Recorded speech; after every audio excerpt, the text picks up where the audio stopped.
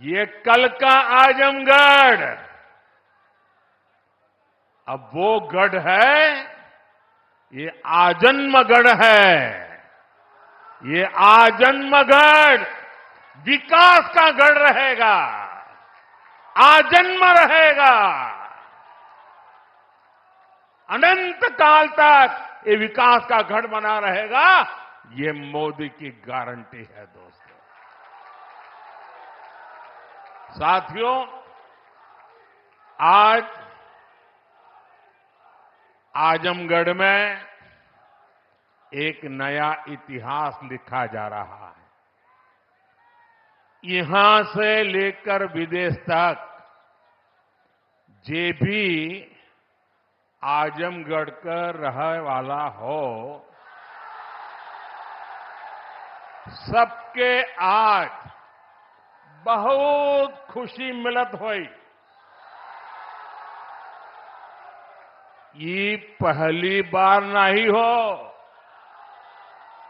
एक रे पहले जब हम पूर्वांचल एक्सप्रेसवे का उद्घाटन कईनी, तो आजमगढ़ के सब आदमी कहत रहे कि अब लखनऊ में जहाज से उतर के हमन यहां 2.5 घंटा में आ जाब।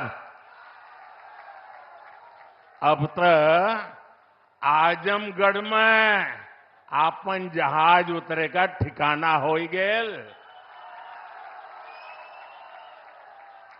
एकरे अलावा मेडिकल कॉलेज और यूनिवर्सिटी बनने के कारण पढ़ाई और दवाई के इंतजाम के लिए भी बनारस जाए का जरूरत कम पड़ी।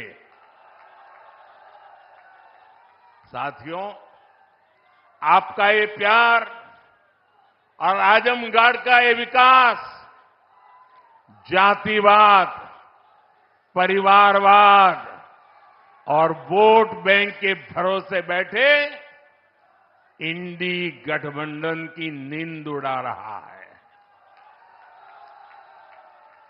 पूर्वांचल ने दशकों तक जातिवाद और तुष्टीकरण की राजनीति देखी है और पिछले 10 वर्षों में ये क्षेत्र विकास की राजनीति भी देख रहा है और 7 साल से योगी जी के नेतृत्व में उसे और गति मिली है। यहां के लोगों ने माफिया राज और कट्टरपंथ के खतरों को भी देखा है और अब यहां की जनता कानून का राज भी देख रही है। आज यूपी में अलीगढ़, मुरादाबाद, चित्रकूट और श्रावस्ती में जैसे जिन शहरों को नए एयरपोर्ट टर्मिनल्स मिले हैं, उन्हें कभी यूपी का छोटा और पिछड़ा शहर कहा जाता था। उनकी कोई पूछने वाला नहीं था। अब यहां भी हवाई सेवाएं शुरू हो रही हैं क्योंकि इन शहरों में तेजी से विकास हो रहा है। यहां औद्योगिक गतिविधियों का विस्तार हो रहा है। जिस तरह हमारी सरकार जन कल्याण की योजनाओं को मेट्रो शहरों से आगे बढ़ाकर छोटे शहरों और गांव देहात तक ले गई, वैसे ही आधुनिक इंफ्रास्ट्रक्चर के काम को भी हम छोटे छोटे शहरों तक ले जा रहे हैं। छोटे शहर भी अच्छे एयरपोर्ट, अच्छे हाईवे के उतने ही हकदार हैं जितने ही बड़े मेट्रो शहर हैं। और भारत में जो तेजी से अर्बनाइजेशन हो रहा है, उसका जो प्लानिंग 30 साल पहले होना चाहिए था, वो नहीं हुआ। हम उसी को ध्यान में रखते हुए आज टियर 2, टियर 3 सिटी उनकी ताकत बढ़ा रहे हैं ताकि अर्बनाइजेशन रुके नहीं और अर्बनाइजेशन एक अवसर बन जाए, उस दिशा में हम काम कर रहे हैं। सबका साथ, सबका विकास का यही विजन डबल इंजन की सरकार का मूल मंत्र है। साथियों, आज आजमगढ़, मऊ और बलिया को कई रेलवे प्रोजेक्ट्स की सौगात मिली है। इसके अलावा आजमगढ़ रेलवे स्टेशन का भी विकास किया जा रहा है। सीतापुर, शाहजहांपुर, गाजीपुर, प्रयागराज, आजमगढ़ और कई दूसरे जिलों से जुड़ी रेल परियोजनाओं का लोकार्पण और शिलान्यास भी हुआ है। प्रयागराज रायबरेली, प्रयागराज चकेरी और शामली पानीपत समेत कई हाईवेज का लोकार्पण शिलान्यास भी अभी अभी मैंने किया है।